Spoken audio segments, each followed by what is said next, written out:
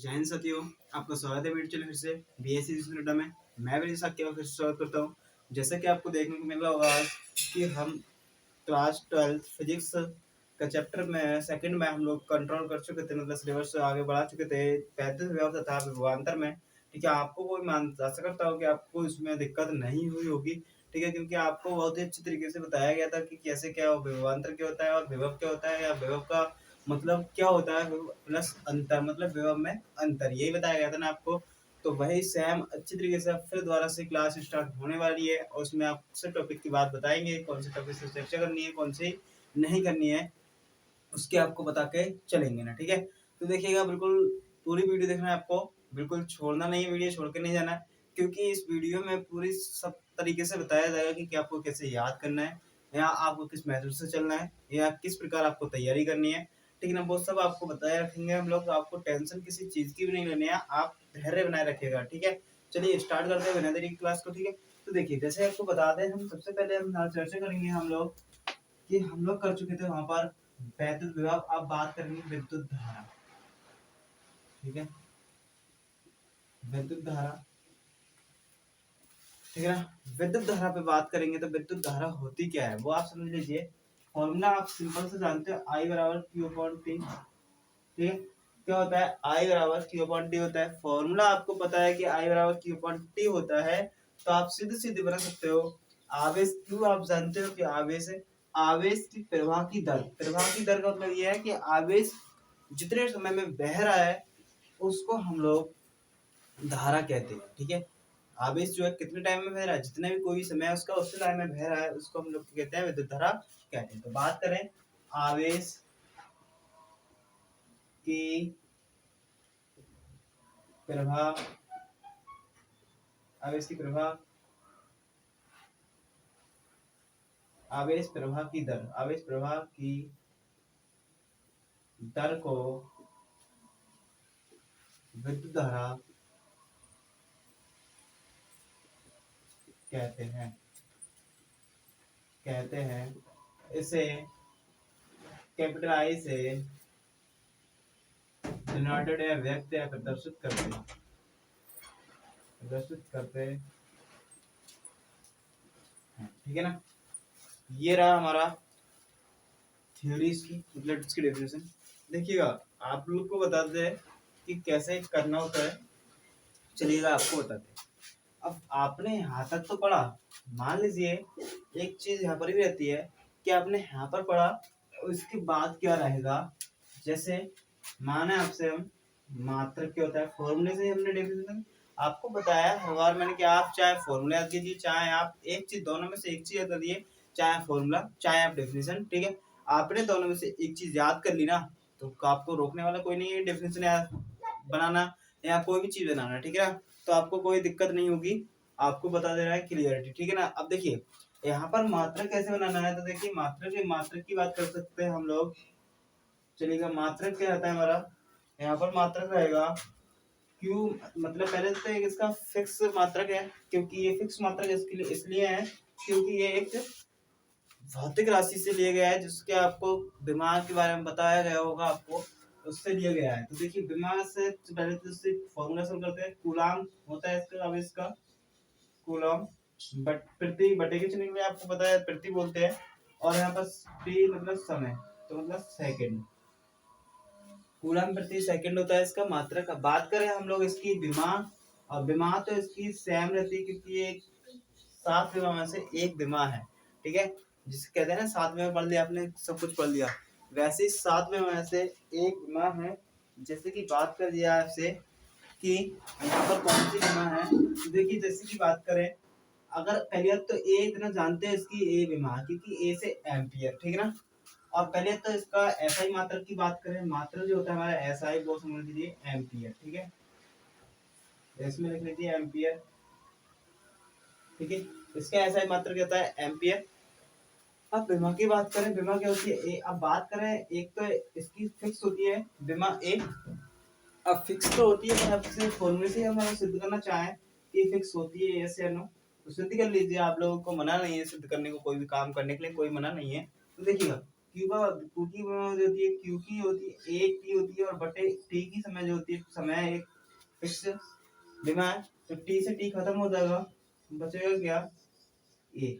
और आपको बता दें हम क्यू की में ही सी फॉर्मूले से निकलती है, क्यू बराबर आई टी, ठीक है, कहने का मतलब इन दोनों की अपन मनमानो मल्टीप्लाई करते हैं तो क्यू बराबर आई टी, सी से निकलती है आई की मतलब ए, और टी की मतलब टी, तो ए टी, ठीक है। इसकी भी मैं यहीं से निकल के आती है, ठीक है ना। कोई दिक्कत हो तो आप लोग हमें बता सकते हैं, बताइएगा। इसमें कोई दिक्कत आई हो तो आप लोग हमें बता सकते हैं, जल्दी से बताइएगा, कोई दिक्कत हो रही हो तो जल्दी बताएं, कमेंट कर सकते हैं, फिर भी कोई दिक्कत होती है तो चलिएगा आगे बढ़ाएं। अब पहले अच्छे से समझाने की कोशिश करेंगे हम लोग, एक बार फिर से रिपीट कर देते हैं हम लोग, ठीक है, फिर से रिपीट करने की कोशिश करेंगे। चलिए देखिए, रिपीट करेंगे इसको फिर से एक बार।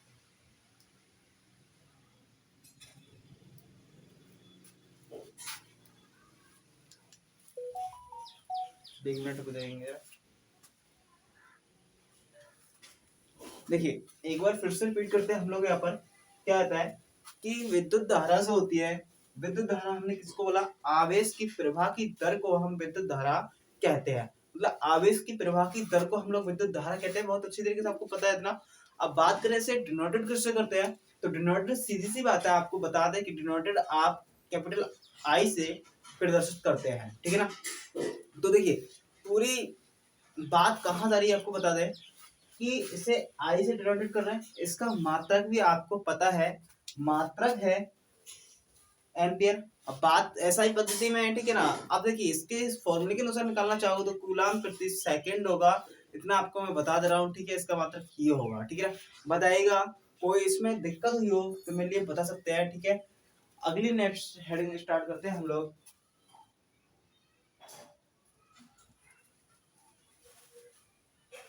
अब देखिए अगला हेडिंग जो रहेगा हमारे पास वो रहेगा समविभव पृष्ठ, ठीक है। अगला हेडिंग जो रहेगा समविभव पृष्ठ।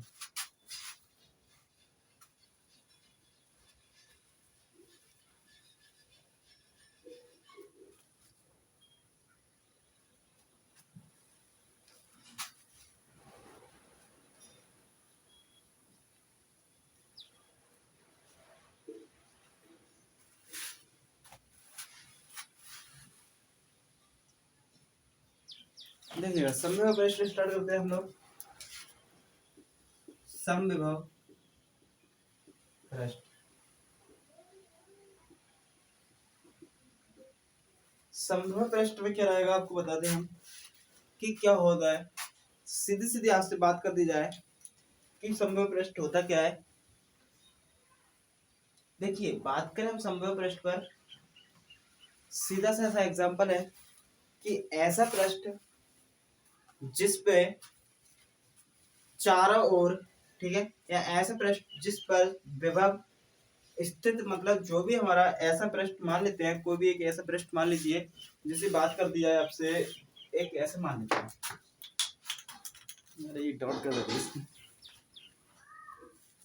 देखिए आपसे बात कर दी जाए, ये प्रश्न ले लेता हूँ, ठीक है, जिस पर स्थित विभव समान हो। देखिए एक सीधा सीधा आया कि आपको संधि विच्छेद हिंदी में थोड़ा बहुत आता होगा, संधि विच्छेद आराम से आप लोग कर लीजिए। कैसे करोगे मैं आपको बता दूं, सम प्लस विभव मतलब सम मतलब समान, विभव में विभव, ठीक है, पोटेंशियल।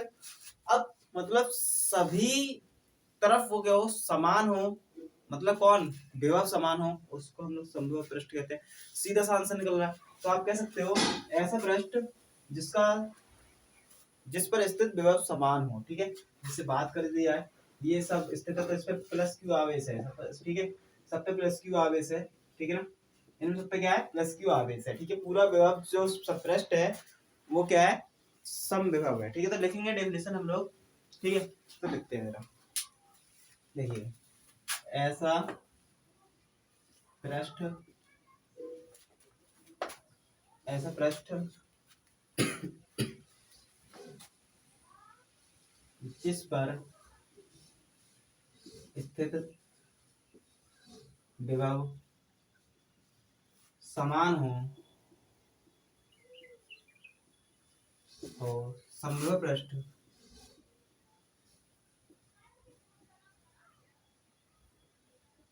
समभुज पृष्ठ कहलाता है। ठीक है ना, ये इसकी छोटी सी डेफिनेशन है। ठीक है, तो बताइए कोई दिक्कत इसमें, अगर आपको कोई दिक्कत हो रही हो तो बताइएगा जल्दी।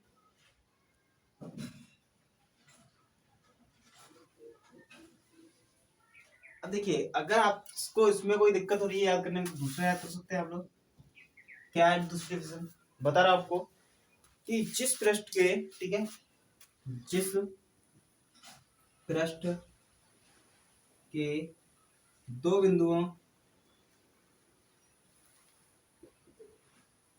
के बीच, बात वही आनी है, देखो मैं लिख रहा हूं, दो बिंदुओं के बीच का विभव शून्य होता है,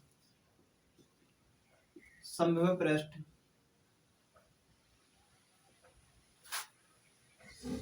कहलाता है।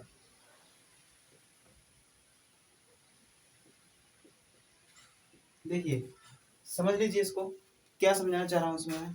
देखिएगा, मान लीजिए एक बिंदु ये, एक बिंदु ये मेन बीच का बिंदु है। ठीक है, इस पे क्या हो, जीरो हो। ठीक है, एक तरह से आपको समझाना चाहे तो आप समझ सकते हो कि यहाँ पर ये भी ले सकते हैं हम लोग कि एक तरह से ज्योमेट्री में आपने सीखा होगा कि यहाँ पर बीच का बिंदु होता है, निरसन सहमति से आपकी बात करें हम तो बीच का बिंदु पॉइंट जो होता है वो जीरो होता है। तो ऐसे ना समझो, तो मान लीजिए समान है, मतलब ये भी समान और ये भी समान, अब दोनों बराबर है, ये अब दोनों एक दूसरे को काटेंगे, सीधी सी बात है। जब ये काटेंगे तो क्या होगा, शून्य हो जाएगा ना। ठीक है, तो वही तो हम दिखाना चाह रहे हैं आपको। बताइएगा कोई दिक्कत, ये डेफिनेशन दोनों प्रकार से बता लीजिएगा। बताइएगा कोई दिक्कत, बताइए कोई दिक्कत, कोई दिक्कत हुई हो तो बताएं। ठीक है, और मैं आपको बता दूं कि हमारा BS एजुकेशन ऐप को डाउनलोड कर लीजिए। ऐप को डाउनलोड करना है आपको। ठीक है, ऐप को डाउनलोड करने के बाद आपको करना क्या है बता रहे हैं आपको। ऐप डाउनलोड करने के बाद आपको 49 रुपये में पूरे एक साल के लिए, पूरे एक साल के लिए 49 रुपये में पूरी क्लासेस दी जाएंगी और प्लस नोट्स दिए जाएंगे। इसलिए आपको बता रहा हूँ, ऐप डाउनलोड कर लीजिए, लिंक डिस्क्रिप्शन आपको मिल जाएगी और वहां जाके आप लोग देख लेना। ठीक है, चलिए आज की क्लास यही तक रखेंगे, मिलेंगे नेक्स्ट क्लास में। जब तक के लिए बाय टाटा, जय हिंद जय भारत।